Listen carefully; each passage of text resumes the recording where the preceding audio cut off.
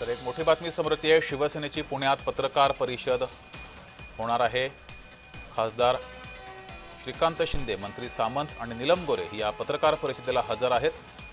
शिवसेनेची ही पुण्यात पत्रकार परिषद होती आणि या पत्रकार परिषदेसाठी शिवसेनेचे नेते हजर आहेत।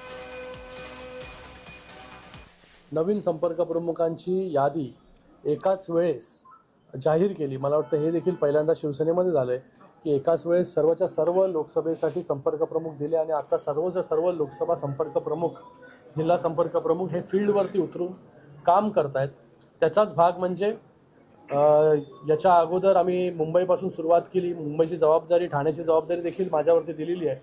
तर मुंबईच्या बैठका घेतल्या, ठाण्याच्या बैठका घेतल्या, कल्याण असेल, MMR रिजन असेल, आज संभाजीनगर असेल, सकाळी आता पुणे, उद्या धाराशिव आहे, उद्या नांदेड आहे, लातूर आहे, हा तो सगळा मराठवाड्याचा भाग, त्याचबरोबर सोलापूर, या सर्व भागांमध्ये जाऊन प्रत्यक्ष कार्यकर्त्यांना भेटणं, त्यांच्याशी बोलणं आणि त्यांचं ऐकून घेणं की काय बाबा कशा प्रकारचं संघटन आतापर्यंत केलेलं आहे, कशा प्रकारे पुढे अजून काय काय आवश्यकता आहेत, या सगळ्या गोष्टी ज्या आहेत त्यांच्याबरोबर चर्चा करून पुढे जे आहे येणाऱ्या काळामध्ये शिवसेनेची ताकद जी आहे ही प्रत्येक जिल्ह्यामध्ये कशी वाढेल याच्यासाठी सर्व मंत्री असतील, सर्व पदाधिकारी असतील, संपर्क प्रमुख असतील, हे जोमाने जे आहे ते कामाला लागलेले आहेत।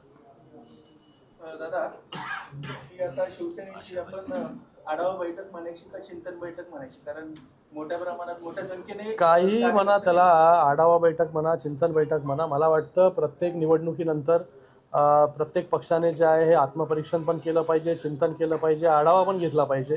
त्याच्या अनुषंगाने जे आहे हे आढावा येणाऱ्या, तसं मी सांगितलं तुम्हाला, पुढील 3 वर्ष जे आहे ही निवडणुका नाही आहेत, पण तुम्हाला एक तेही सांगेन मी की जेव्हा विधानसभेच्या निवडणुका झाल्या त्या विधानसभेच्या निवडणुकीमध्ये शिवसेनेला मोठं यश जे आहे ते मिळालं।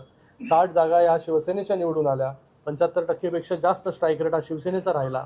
नगरपालिकेच्या निवडणुका जेव्हा झाल्या तेव्हा मित्रपक्ष जे आहेत ते एका दुसऱ्याच्या समोर लढले, तरी देखील शिवसेनेला मोठं यश या नगरपालिकेच्या निवडणुकीमध्ये 64 जागा नगराध्यक्ष जे आहे हे शिवसेनेचे निवडून आले, हजारो नगरसेवक शिवसेनेचे निवडून आले। जिल्हा परिषदेच्या निवडणुका झाल्या त्याच्यामध्ये देखील काही भागांमध्ये यश मिळालं, काही भागांमध्ये यश मिळालं नाही, पण तिथे देखील आपण पाहिलं असेल की कमी जागा लढून तिथे देखील जास्त जागा निवडून आलो। तर गेले 2022 पासून ते 26 पर्यंत या इलेक्शन्स फक्त निवडणुका ज्या आहेत होत आहेत। येणाऱ्या काळामध्ये 3 वर्षांमध्ये निवडणुका नाही, या 3 वर्षांमध्ये पक्षाला कशी बळकटी मिळेल, पक्ष कसा मजबूत होईल याच्यासाठी सर्व स्तरावरती जे आहे हे प्रयत्न जे आहेत ते केले जातील। शिंदे साहेब राज्याचे मुख्यमंत्री राहिलेले, आता उपमुख्यमंत्री नीलम